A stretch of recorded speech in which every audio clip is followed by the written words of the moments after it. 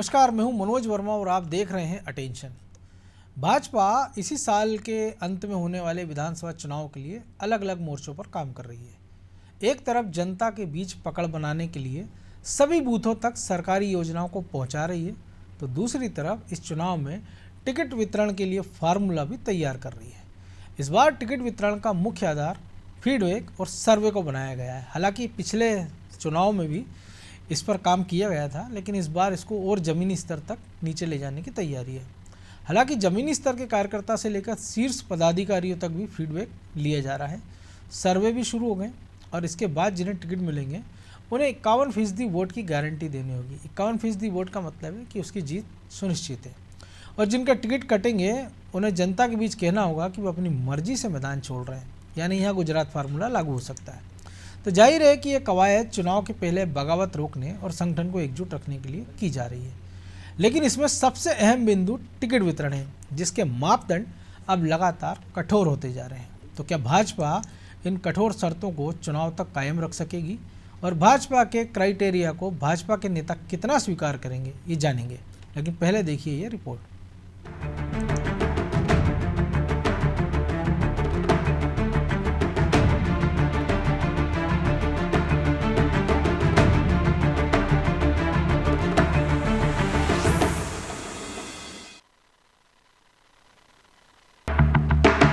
2023 के विधानसभा चुनाव के लिए भाजपा में अब गुजरात फॉर्मूले पर गंभीरता से अमल शुरू हो गया है।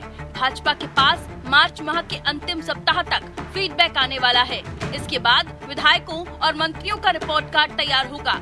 रिपोर्ट कार्ड के आधार पर टिकट रिपीट करने या फिर ड्रॉप करने का फैसला किया जाएगा। लेकिन जिनका टिकट ड्रॉप होगा उन्हें आगे आकर कहना होगा कि वो खुद चुनाव नहीं लड़ रहे हैं। दूसरी तरफ जिनको टिकट मिलेगा उन्हें घोषणा करनी होगी कि 51% वोट दिलाएंगे। लेकिन केवल कागजी घोषणा से काम नहीं चलेगा, इसके पीछे सर्वे और फीडबैक की भी भूमिका होगी। चुनाव का सारा दारोमदार शिवराज सिंह चौहान की योजनाओं पर है। शिवराज ने अलग अलग वर्ग के लिए जो योजनाएं शुरू की हैं, उनकी प्रभावशीलता का भी आकलन किया जाएगा।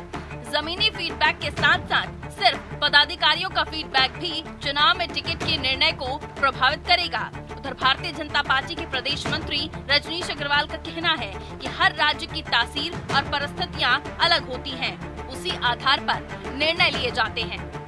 हर राज्य की तासीर, हर राज्य की राजनीतिक परिदृश्य अलग होता है और उसी आधार पर निर्णय लिए जाते हैं।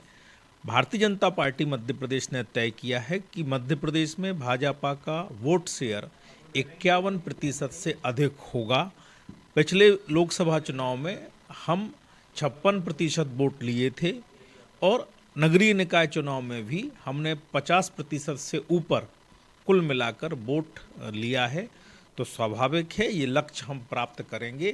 प्रत्याशी का चयन, उसके मापदंड, उसकी तमाम प्रकार के जो फार्मूला, फॉर्मेट जो भी आप कहें, वो मध्य प्रदेश की चुनाव समिति तय करेगी। कांग्रेस के प्रवक्ता आनंद जाट का कहना है कि 51% वोट शेयर तो नहीं मिलेगा, लेकिन भाजपा को 51 सीटें जरूर मिल सकती हैं। कि भारतीय जनता पार्टी का असली काम जो है इवेंट रचाना है। इवेंट रचाकर अखबार और टीवी की जो हेडलाइन है उसकी सुर्खियां बटोरना है। आज 18 साल की सरकार के पास अपनी उपलब्धियां गिनाने के लिए कुछ नहीं है, तो कह रहे हैं 51% वोट शेयर लाएंगे। पिछली बार भी चुनाव में अमित शाह जी आए थे तो कहे थे कि अब की बार 200 पार। क्या हुआ था? 18 साल पुरानी सरकार चली गई थी। इस बार भी ऐसा ही कुछ होने जा रहा है और 51% वोट शेयर तो कहीं नहीं मिलेगा। हाँ, हो सकता है कि इनको 51 सीटें अलबत्ता मिल सकती हैं। विधानसभा चुनाव से पहले भारतीय जनता पार्टी के भीतर जैसे जैसे टिकट की मांग बढ़ रही है, मापदंड भी उतने ही कठिन होते जा रहे हैं। 51% वोट शेयर की मांग कठिन है, इसमें प्रदेश संगठन की भूमिका बहुत महत्वपूर्ण है। इस बार चुनाव में फीडबैक और सर्वेक्षण अहम रोल अदा करेंगे। ब्यूरो रिपोर्ट, अनादि टीवी।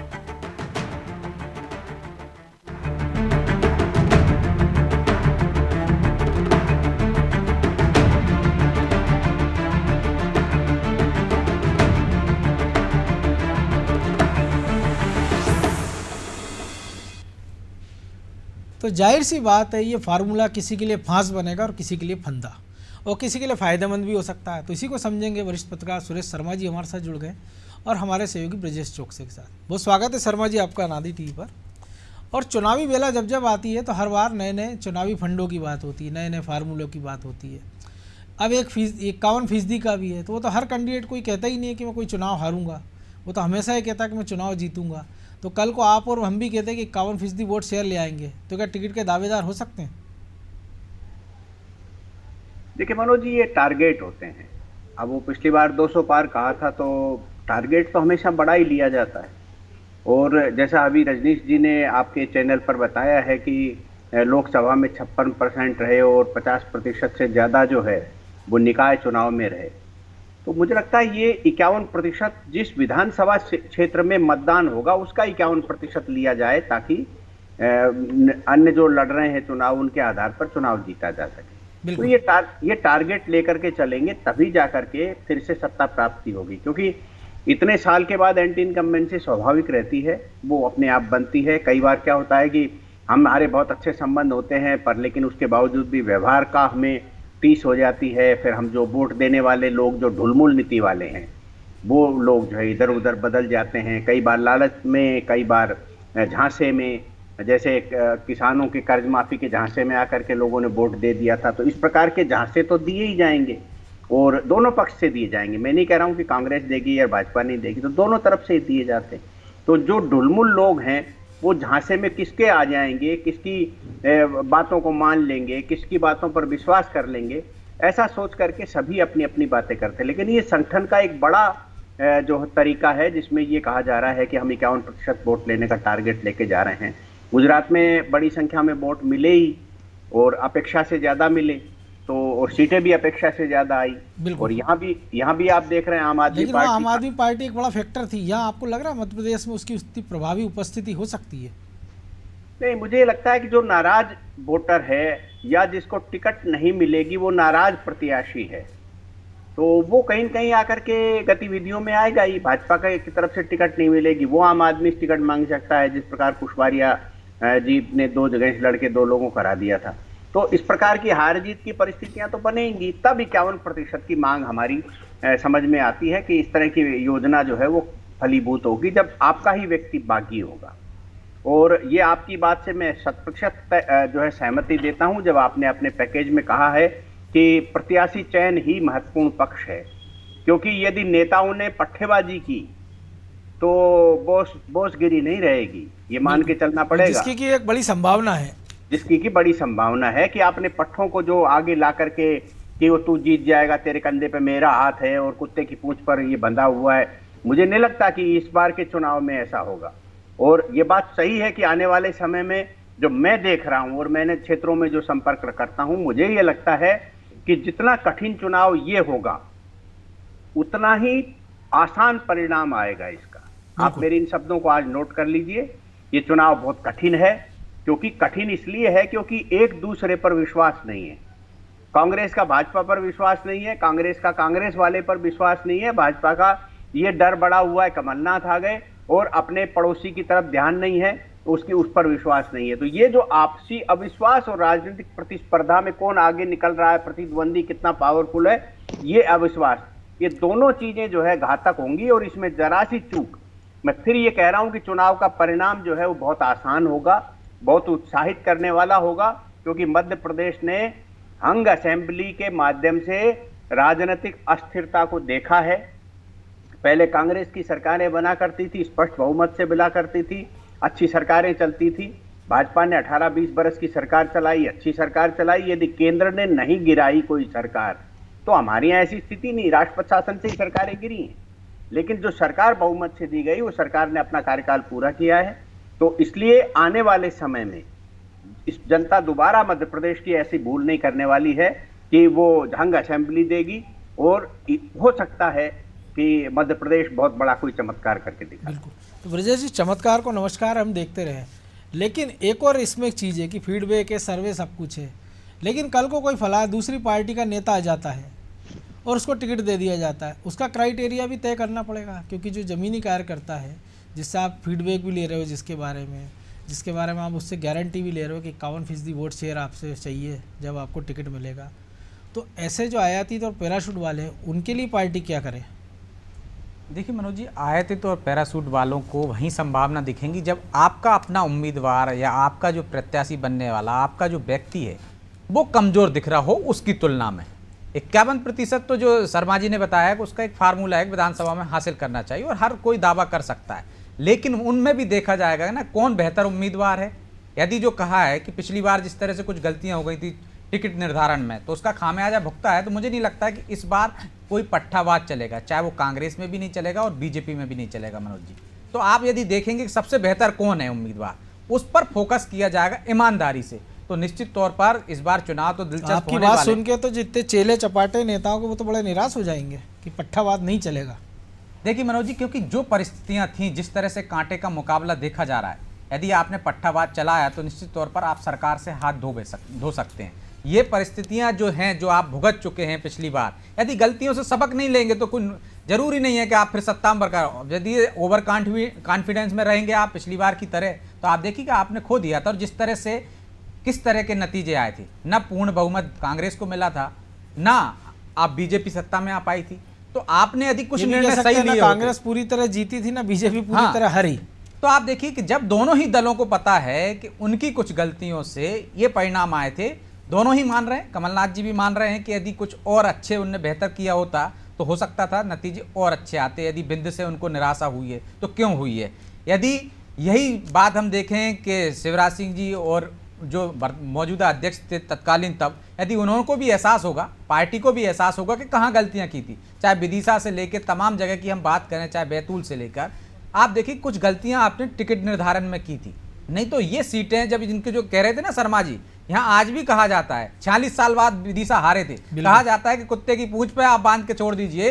तो ये जो गलत फहमियां हो गई थी कि हाँ साहब आप कमल बांध के छोड़ दीजिए, किसी को भी खड़ा कर दीजिए, जीत जाएंगे, माना जातिगत समीकरण चलता है। लेकिन ये भी बताता है कि आप भले आपका जो कार्यकर्ता देर दुर्लभ हो, आप उसकी उपेक्षा करेंगे तो आप कोई सी भी सीट हार सकते हैं। तो आपको ये देखना पड़ेगा जनता में लोकप्रिय कौन है, कार्यकर्ता में सर्वमान्य कौन है, जिसके कोई नाराजगी नहीं है, तब जाकर आपको लगेगा कि हाँ आप वहाँ पे मजबूत हो और वो गलत फहमियाँ आपको दूर करनी चाहिए। तो मुझे लगता है कि जो आप कह रहे हैं ना कि गणेश परिक्रमा वाले, पट्टावाद वाले, उन सबकी तस्वीरें साफ हो जाएंगी, क्योंकि इस बार जो गलतियाँ की हैं राजनीतिक दलों ने, दोनों ने, वो पट्टावाद नहीं चलेगा। आप तो खुद गवाह हैं, कमलनाथ जी तो कह चुके हैं कि बड़े नेताओं में समन्वय बनाना, सिर्फ कहा जाएगा कि हाँ हम समन्वय बना रहे हैं, टिकट तो उसी को मिलेगा जो सर्वे में और उनके फीडबैक में बेहतर होगा, चाहे वो दिग्विजय सिंह का आदमी हो, चाहे अरुण यादव का आदमी हो, चाहे अजय सिंह का आदमी हो, जो स्पष्ट रूप से कह चुके हैं। आप भी उस भोज में मौजूद थे। लेकिन उन्हीं कमलनाथ को जब इंदौर में जिला अध्यक्ष की नियुक्ति होती है तो विनय वाकलीवाल भोपाल में आकर उनको आंखें दिखा जाते हैं, नतीजा वो सीट होल्ड करना पड़ा है आपको जिला अध्यक्ष। खंडवा खरगोन में हो रहा है। तो जब आप एक जिला अध्यक्ष जो आपका चयनित है, पिछला वाला भी और नया भी, जब वो आपको धमका सकता है, चमका सकता है, तो जो छत्रा पे तो इतनी आसानी से समन्वय, आप कमलनाथ ने कह दिया कि समन्वय हो गया और वो मान जाएंगे। देखिए मनोज जी, कांग्रेस में क्या जूतम पेजर नहीं होती क्या? प्रदेश के प्रभारियों पे स्याही नहीं फिकते देखी क्या हमने? टिकट निर्धारण में कपड़े भी फटते देखे हमने तो, जो हनुमत टप्पा जब थे प्रभारी। तो आप देखिए ये सब चीजें होंगी, लेकिन वो कह रहे हैं ना, इसके बावजूद तो क्या कर लोगे आप? यदि कमलनाथ जी आज भी वही तय कर रहे हैं, हाईकमान इतना पावरफुल नहीं है, किसके पास जाएंगे? अरुण यादव किसके पास चले गए? अजय सिंह किसके पास चले गए? दिग्विजय सिंह से समन्वय तो वो बिठा ही लेंगे, जहां तक उम्मीद है, क्योंकि जो भी उम्मीदवार होगा, किसी को भी उम्मीदवार में यदि मध्य प्रदेश में एक नेता से समन्वय बैठाना है उनको, किससे? दिग्विजय सिंह से, तो दिग्विजय सिंह के ही सर्वाधिक समर्थक हैं मनोज जी। यदि वो ए नंबर पे भी कहेंगे कि ना ये व्यक्ति जीत सकता है, तो वो भी दिग्विजय सिंह का ही निकलेगा, यदि उंगली कहीं भी रखेंगे, क्योंकि कमलनाथ के तो अपने हैं नहीं ना, कमलनाथ तो पूरे मध्य प्रदेश के नेता है नहीं। दिग्विजय सिंह 10 साल में और जो पहले प्रदेश अध्यक्ष थे उनमें सब जगह उनके समर्थक हैं, चाहे ग्वालियर चंबल की बात कर लीजिए, चाहे बुंदेलखंड की बात कर दी। तो आप यदि कमलनाथ जी घूम फिर के उंगली भी रखेंगे कि ना कि ये इसका सर्वे में बहुत अच्छा है, तो हो सकता है वो दिग्विजय सिंह का ही आदमी निकल जाए, तो वहां समन्वय बैठाना तो आसान है, तो वहां कोई दिक्कत है नहीं। मुझे लगता है बाकी के जो दो नेताओं की हम बात करें, चाहे अरुण यादव की, चाहे अजय सिंह की, वो इतने पावरफुल आज की तारीख में बचे नहीं है कि वो आंखें दिखा सकें या अपने समर्थकों को टिकट दिला सकें। हमने तो देखा कि अरुण यादव के साथ किस तरह से व्यवहार हुआ, उनको प्रभारी बना दिया जाता है, फिर हटा दिया जाता है, उनको टिकट दिया जाता है, फिर कह दिया जाता है कि नहीं दे रहे, उन्होंने खुद लौटा दिया। तो आप देखिए उनकी स्थिति। अजय सिंह की आपने स्थिति देखी है, वो खुद भरे मंचों से सिफारिश करते हैं कमलनाथ समर्थकों से या उनके विश्वस्तों से कि भैया मुझे भी कोई काम दिला दीजिए। तो आप देखिए वो परिस्थितियां नहीं है कि ये दोनों नेता आप कुछ कर सके।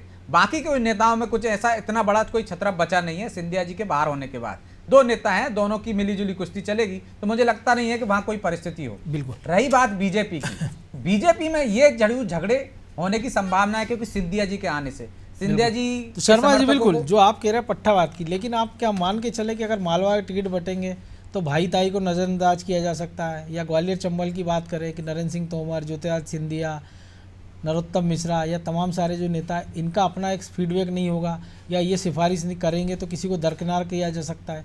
तो जाहिर सी बात है कि सीधे तौर पर पट्टावाद ना चले, लेकिन उनके समर्थकों के लिए तो नेता अड़ेंगे। नहीं, पट्टावाद का अभिप्राय ये बिल्कुल नहीं है कि योग्य व्यक्ति को टिकट नहीं दिया जाएगा, क्योंकि कोई न कोई किसी न किसी का समर्थक तो रहता है मनोज जी।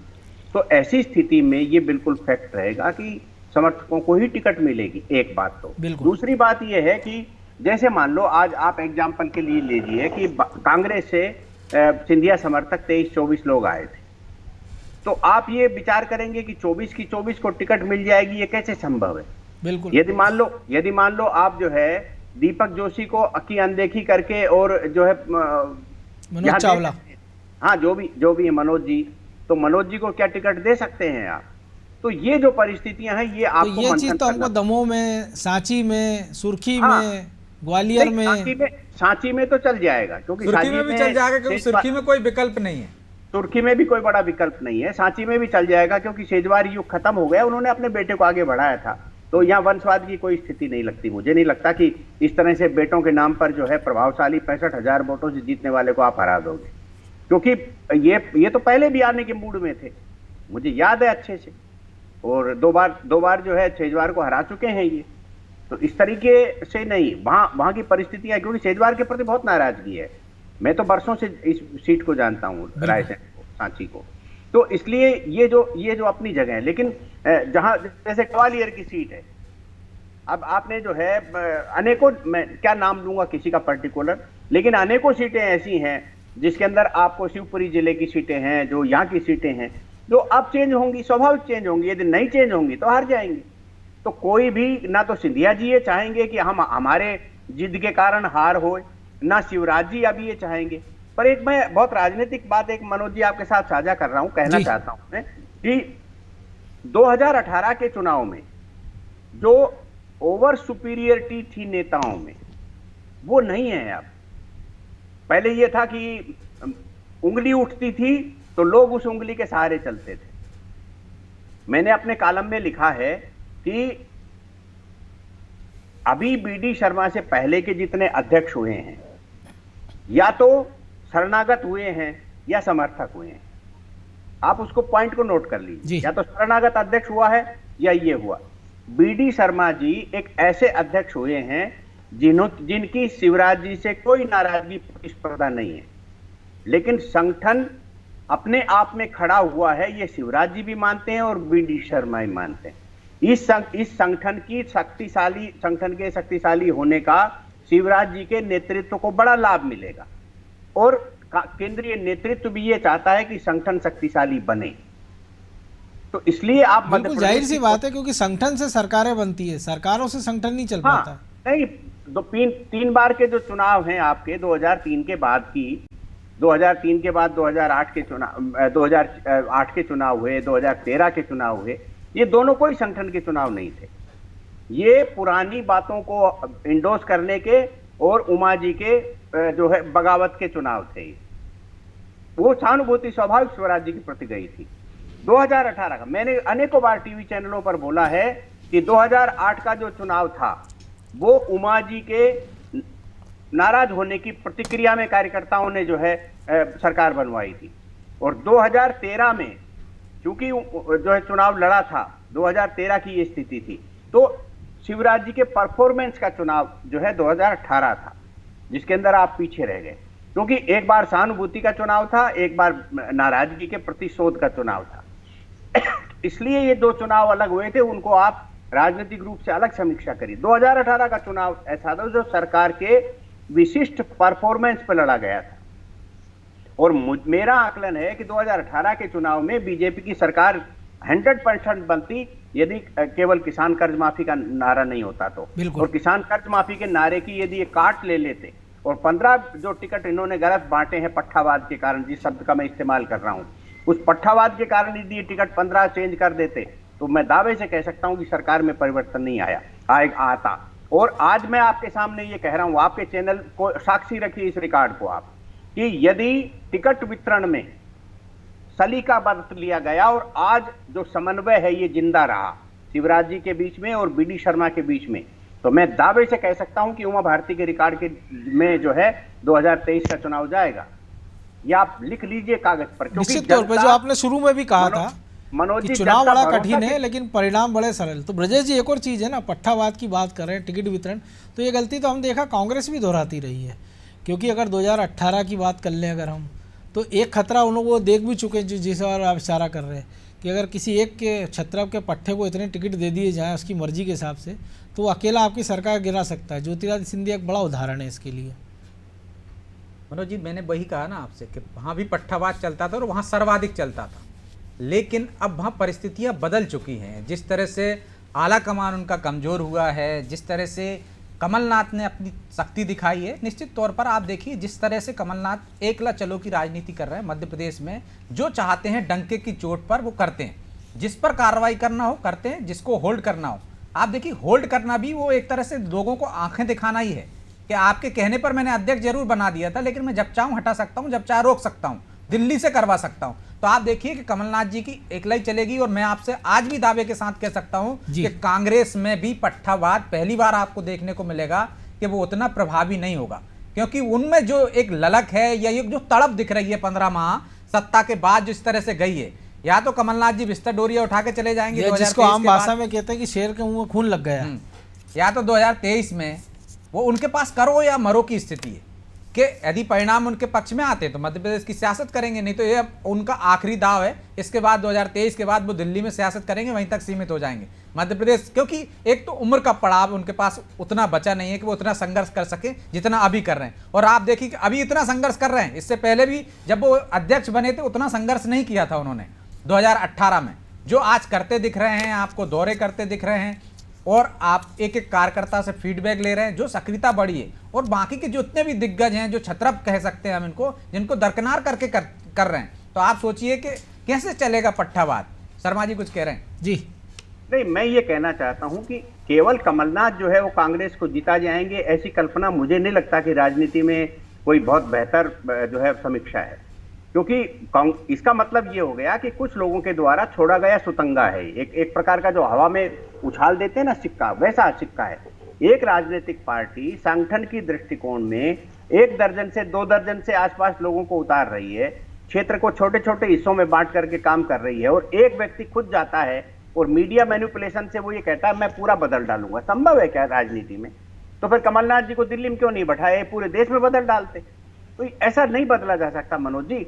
आप ये देखिए कि आप संस्थान के मुखिया हैं, आप अकेले चेंज नहीं कर सकते, आपको जो है आपके समकक्ष 4-5 लोग रखना पड़ेंगे, तब आप जो है प्रथम स्थान पर और सत्ता के स्थान उन्हें पर तो अपने आसपास के समकक्ष थे उनको सबको घर में बिठा दिए, एकाधे की बचे हैं। तो इसलिए ये केवल आर्थिक पक्ष से महिमा मंडन है एक व्यक्ति का।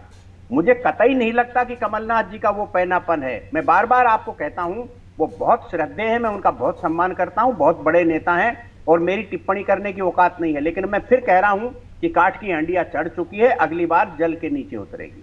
जी वैसे जी कुछ कह रहे थे आप। लेकिन शर्मा जी इसकी तो हम बात कर ही नहीं रहे कि उनको सफलता मिलेगी नहीं मिलेगी। हम तो ये कह रहे हैं कि कमलनाथ जी जिस तरीके से चल रहे हैं, जो तरीका वो अपनाए हुए, उससे आपको लगता है कि वो पट्टावाद चलेगा वहां पे, या दूसरे छत्रपों की सुनी जाएगी, या उनके कहने पर टिकट दिए जाएंगे? नहीं, इसमें कोई शक नहीं है। आप जो कह रहे हो मैं इससे सहमत हूं कि कमलनाथ जी ने जिस तरीके से अपने आप में पार्टी को केंद्रित किया है और जो छत्रपों का क्षेत्र था सिंधिया जी को हटा करके, दिग्विजय सिंह जी को कमजोर करके और बाकी क्षेत्रों को हड़प करके वो स्वमेव बन गए। इसमें किसी को राजनीतिक समीक्षा करने में मुझे नहीं लगता कि कोई को अड़चन होती। हाँ, ये अलग जो कुछ कहा उसी में सब कुछ छिपा हुआ है उन्हीं 3-4 वाक्यों में, लेकिन अब समय की कमी है इसलिए चर्चा को ही विराम देना होगा। बहुत धन्यवाद शर्मा जी आपका।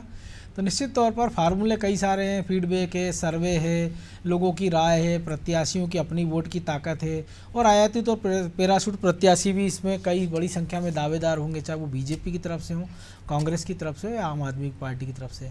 लेकिन चूंकि अभी शुरुआत हुई है, चुनावी प्रक्रिया का अभी शुरुआत हुई नहीं है, जैसे जैसे चुनाव की ओर मध्य प्रदेश बढ़ता जाएगा वैसे वैसे कई सारे फार्मूले हम देखेंगे, कई सारे फीडबैक देखेंगे, कई सारे सर्वे भी देखेंगे।